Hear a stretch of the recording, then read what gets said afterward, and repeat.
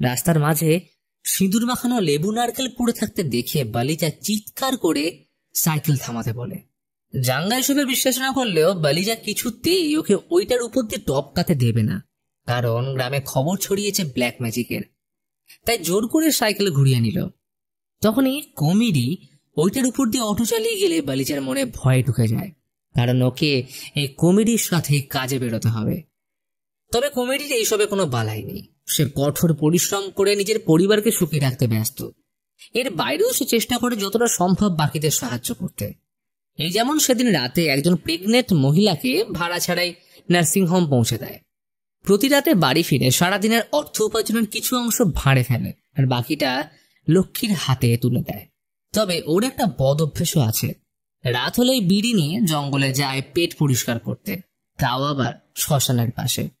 মাল্লি এইখানে মরা মানুষের জামা কাপড় ও দরকারি জিনিসগুলো নিয়ে যাওয়ার জন্য রাতে বসে থাকে।